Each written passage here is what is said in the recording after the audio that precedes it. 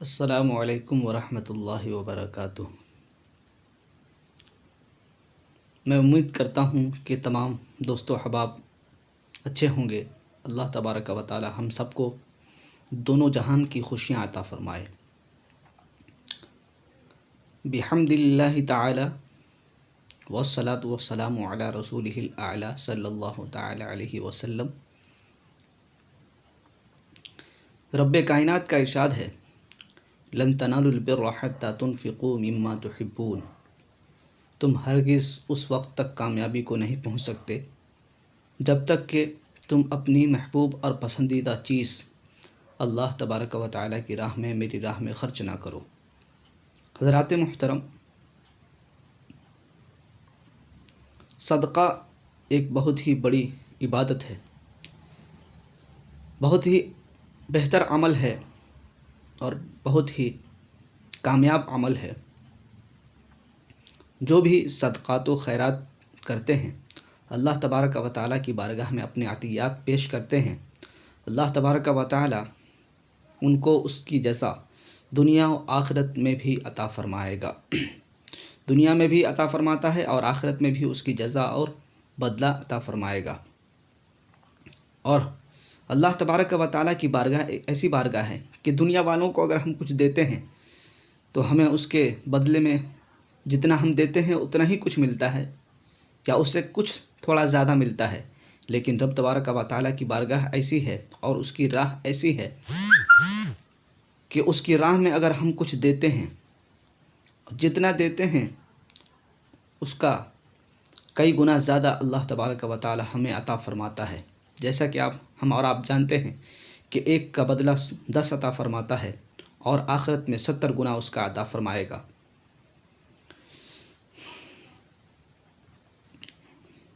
اگر ہم چاہتے ہیں کہ ہمارے مال میں برکت ہو، ہمارے کاروبار میں برکت ہو، ہمارے رزق اور مال و ملال میں، جائیداد میں، جس چیز میں ہم برکتیں چاہتے ہیں، ایک بہترین فارمولہ میں آپ کو بتاتا ہوں۔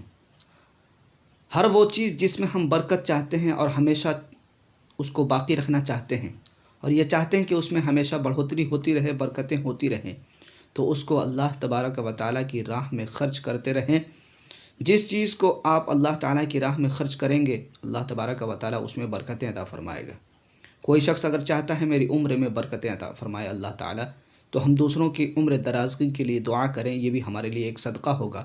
عمر دراز بالخیر کے لیے دوسروں کی دعا کریں گے تو اللہ تبارک و تعالیٰ ہماری عمر کو بڑھا دے گا۔ اگر کوئی چاہتا ہے کہ علم میں میرے اضافہ ہو جائے، تو اپنے علم کو اللہ کی مخلوق میں، اللہ کی راہ میں خرچ کرتے رہو۔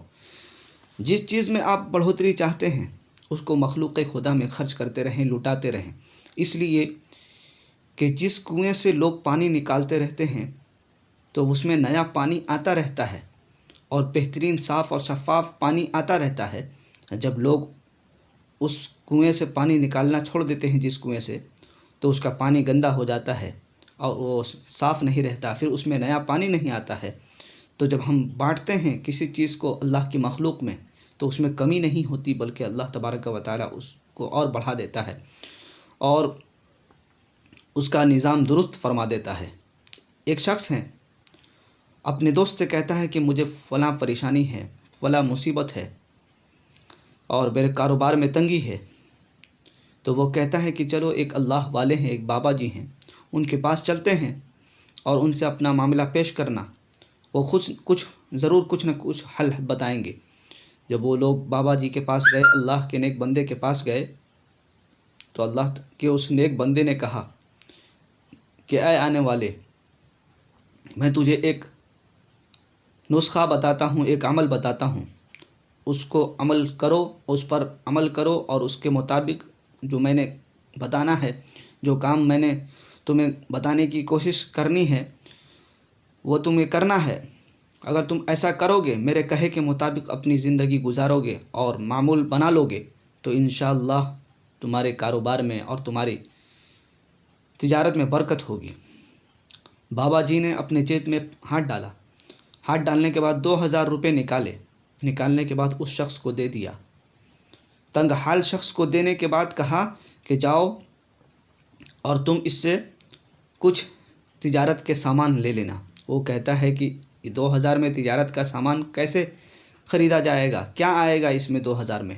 بابا جی کہتے ہیں کہ کچن وغیرہ صاف کرنے کے لیے جو کپڑے آتے ہیں وہ لے لینا، پیر صاف کرنے کے لیے جو کپڑے استعمال کیے جاتے ہیں جس کو ہم پوچھا کہتے ہیں وہ لے لینا، اور تم جا کر اپنا کاروبار شروع کرو، اور ہر دن جو بھی تم کو نفع ہو اس میں سے 5% اللہ تبارک و تعالیٰ کی راہ میں دینا اور چلے جانا۔ حضرات محترم، وہ شخص بابا جی سے پیسے لیتا ہے، لے کر جاتا ہے، پھر اس کے بعد بازار سے اپنے تجارت کا سامان خرید لیتا ہے۔ خریدنے کے بعد اس نے پہلے دن سے شروع کیا اپنی تجارت کو، اور جو بھی منافع ہوا اس میں سے 5% اللہ کی راہ میں خرچ کر دیا۔ اس کے بعد گھر چلا گیا۔ پھر دوسرے دن اس نے ایسا ہی کیا۔ اب دوسرے دن اس کا کاروبار، اس کا منافع جو تھا پہلے دن سے زیادہ ہوا، پھر اس میں سے اس نے 5% نکال دیا، اور اسی طرح سے وہ کاروبار کرتا رہا۔ اس کا کاروبار بڑھتا رہا۔ اس نے ایک ٹھیلا لے لیا، پھر ٹھیلے پہ اپنا کاروبار، اپنی تجارت، اپنا دھندا لگانے لگا۔ پھر دھیرے دھیرے ایک دکان خرید لی، ایک دکان سے 2 دکان ہو گئی، 2 دکان سے 4 دکان ہو گئی، بہت سے دکان ہو گئے۔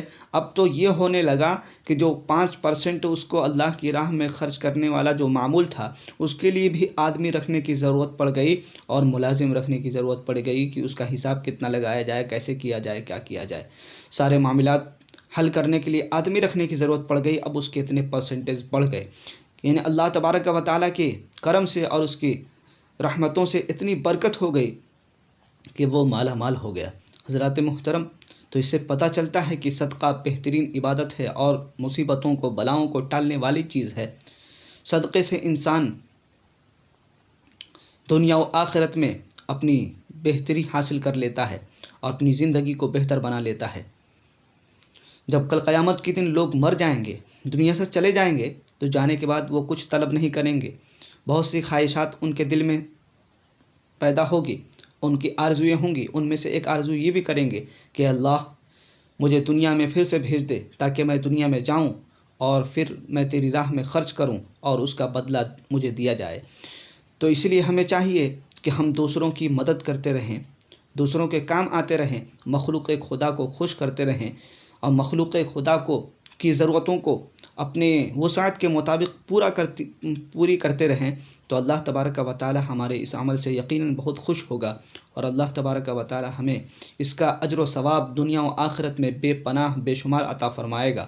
اللہ تبارک و تعالی کی بارگاہ میں دعا ہے کہ ہم سب کو ایک دوسرے کی مدد کرنے کی توفیق عطا فرمائے، اور ضرورت مندوں کی حاجت رواؤں کی حاجت پوری کرنے کی توفیق و رفیق عطا فرمائے، اور ایک دوسرے کے کام آنے کی توفیق و رفیق عطا فرمائے۔ آپس میں اتفاق و محبت کے ساتھ زندگی گزارنے کی توفیق و رفیق عطا فرمائے، اچھی باتوں کو سن کر آگے پھیلانے کی توفیق و رفیق عطا فرمائے۔ السلام علیکم ورحمۃ اللہ وبرکاتہ۔